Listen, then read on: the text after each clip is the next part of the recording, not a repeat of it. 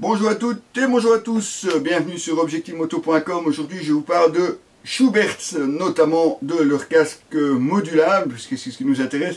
Aujourd'hui je vais vous parler du C4 Pro. Alors avant d'en venir au C4 Pro, on va parler évidemment un petit peu de l'évolution, puisque vous aviez, enfin du moins quand j'ai commencé à tester les casques de chez Schubert, nous avions le C3 Pro qui était vraiment le casque vedette de la marque, un casque qui était vendu à vraiment beaucoup d'utilisateurs et pas que certains dans la fonction publique, si vous voyez ce que je veux dire. Vraiment beaucoup de motards qui roulent au quotidien, qui roulent toute l'année, que ce soit en GT, en roadster, enfin sur n'importe quel type de moto. Ce casque a franchement été un gros succès et pourtant il y avait toujours des points à améliorer. Côté la sonorisation, pas de souci, de ce côté-là, c'était vraiment un des casques les plus silencieux qui pouvait exister. Et c'est toujours difficile évidemment de remplacer un casque best-seller comme celui-ci.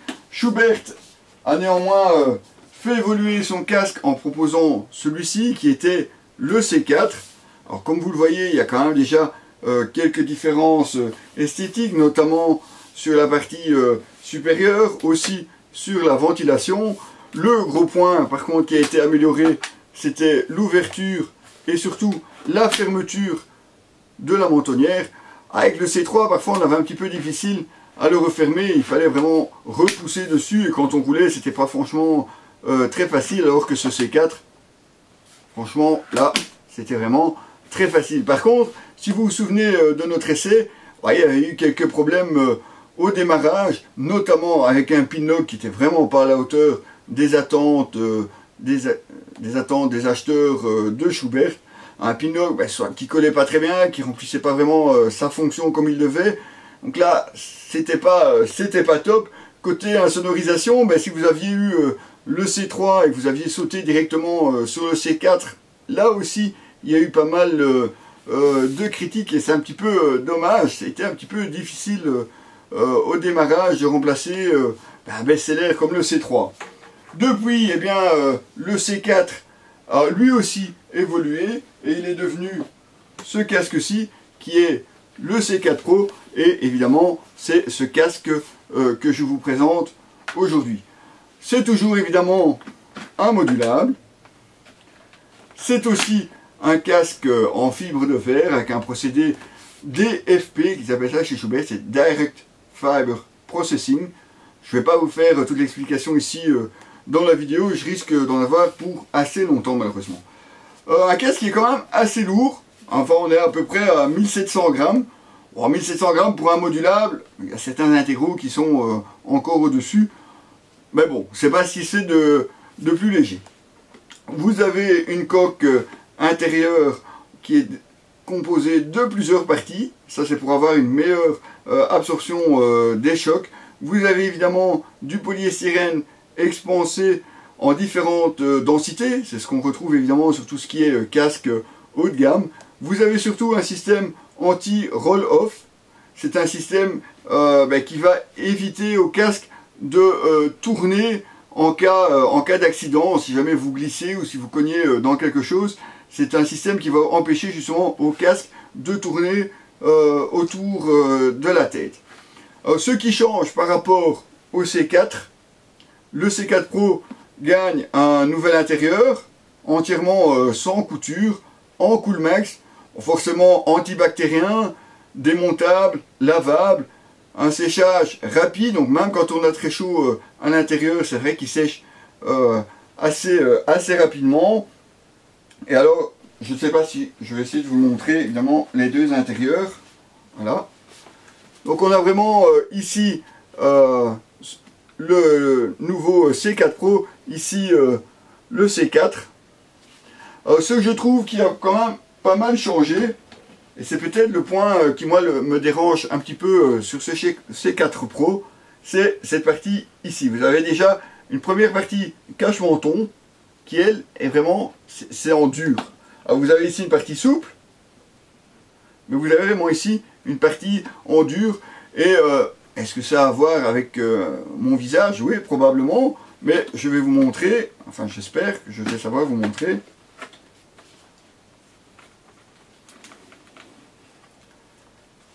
Jusque là, il n'y a pas de souci. Le problème, c'est que quand je ferme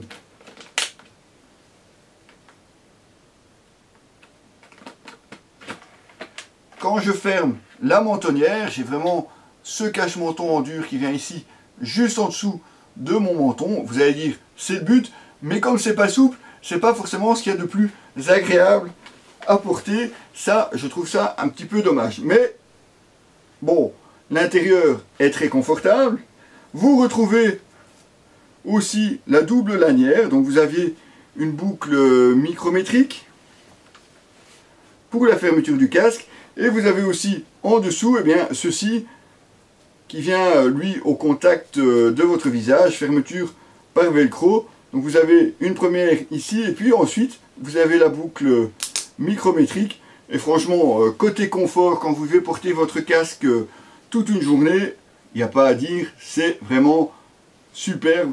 Alors, au lieu d'avoir parfois simplement la lanière du casque ou la boucle micrométrique directement contre le visage, ça existait déjà dans le C3, elle avait été retirée dans le C4, ils ont eu la bonne idée de le remettre dans le C4 Pro, et là franchement, on ne peut pas s'en plaindre. On retrouve forcément le même type d'écran, assez large, avec toujours les petites, ici, les petites aspérités sur le dessus. Ça c'est pour le travail d'insonorisation du casque, on y revient juste après. Il est par contre équipé d'origine cette fois-ci d'un Pinlock 120. On n'a pas fait les choses à moitié, cette fois-ci on se retrouve avec un vrai Pinlock bien collé, bien efficace. De ce côté-là, aucun souci. Toujours côté ventilation, on a une ventilation ici au menton, une deuxième ici au sommet réglable sur 2 crans, et puis c'est tout, vous n'avez même pas d'extracteur. C'est vraiment un casque assez sobre. Alors ici évidemment le coloris fait même un petit peu vintage, vous l'avez vu d'ailleurs sur certains essais cette année-ci. Il y a d'autres coloris. Bon, on sait bien que chez Schuberth, ils sont jamais non plus dans l'extravagance, mais moi je trouvais ce White Brown assez sympathique. On retrouve forcément toujours aussi l'écran solaire interne avec la commande ici en bas à gauche. Un écran qui descend assez bas, mais pas trop, on peut pas non plus. Oui, ça c'est aussi un problème sur ce C4 Pro. Ce casque, aussi bon soit-il, n'a pas la double homologation. Donc ce casque n'est pas prévu pour rouler comme ceci en jet. Enfin, c'est pas qu'il n'est pas prévu, il n'est pas homologué pour rouler comme ceci. Ça, c'est un petit peu dommage. Ce qui n'empêche que vous allez voir que la plupart des gens qui utilisent ce type de casque, forcément, un jour ou l'autre, quand il fait bon, quand on est en ville, peut-être pour des petits trajets, beaucoup vont rouler avec la mentonnière relevée. Et en soi, c'est tout à fait possible, surtout avec cet écran solaire intégré qui remplit bien son rôle. Et c'est un petit peu dommage que malheureusement, il n'y ait pas cette double homologation.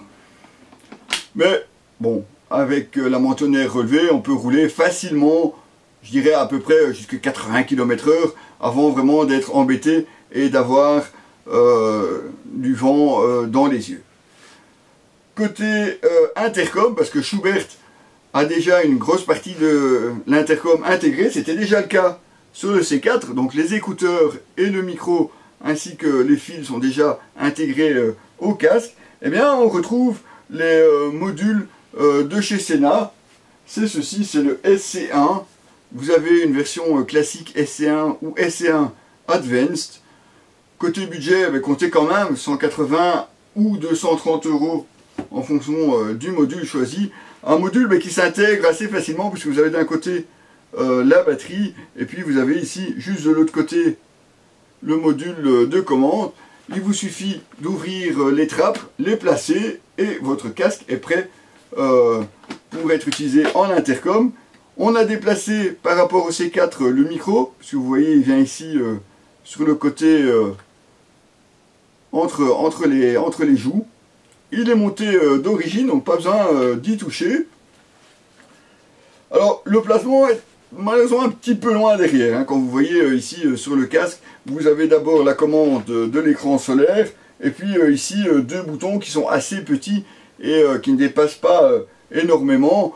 C'est juste deux boutons, on est sur un intercom, par contre qui est très très efficace. Vous avez bien entendu tout ce qui est indication GPS, le kit main libre en liaison avec votre smartphone forcément, tout ce qui est aussi indication donnée par le smartphone, c'est possible. Donc si vous utilisez quelque chose comme Waze ou l'application Coyote, ça fonctionnera bien entendu aussi. Vous avez aussi sur le Advance la radio intégrée, et je dois avouer, ça fonctionne pas trop mal. On sait bien que les intercoms intégrés pour la radio, c'est pas ce qui se fait de mieux. Autant avoir la connexion Bluetooth avec votre smartphone si vous voulez vraiment avoir de la musique.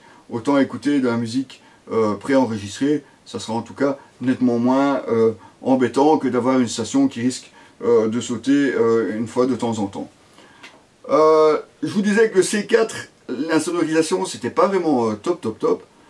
Sur ce C4 Pro, c'est nettement mieux. Franchement, belle progression entre les deux. Il suffit de parfois pas grand chose, quelques détails sur le design, que ce soit le design ici des aérations, le design peut-être aussi à la mentonnière.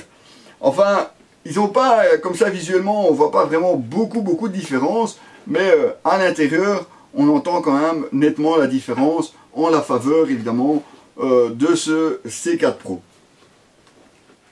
Alors, je ne vous parle pas évidemment de la version carbone, comme je vous disais, celle-là, on ne l'a pas eu en main, enfin je l'ai vu, mais je n'ai pas eu l'occasion de rouler avec. Ce C4 Pro, c'est une nette évolution par rapport au C4, donc si vous aviez été déçu, normalement ce C4 Pro devrait cette fois-ci répondre à vos attentes. Un casque en nette progression par rapport au C4, mieux fini, à part, comme je vous le disais, ce problème, moi personnellement, de mentonnière, ça m'embête un petit peu quand je roule, et ça, je trouve ça un petit peu dommage, côté confort, c'est un petit peu pénalisant pour moi. Côté budget, comptez 699 € pour ce casque. C'est un fameux budget, surtout si vous devez encore rajouter les 230 € pour l'intercom. Ça commence à faire cher, mais vous avez vraiment un casque qu'on peut utiliser toute l'année, parce que qu'il fasse bon, qu'il fasse chaud ou qu'il fasse froid, le casque, il n'y a aucun souci. Bonne ventilation pour la buée. Vous pouvez, même si légalement on ne peut pas, vous pouvez rouler avec la mentonnière relevée. Donc de ce côté-là, c'est vraiment un casque que vous allez acheter pour normalement de nombreuses années et pouvoir aussi l'utiliser au quotidien et très régulièrement.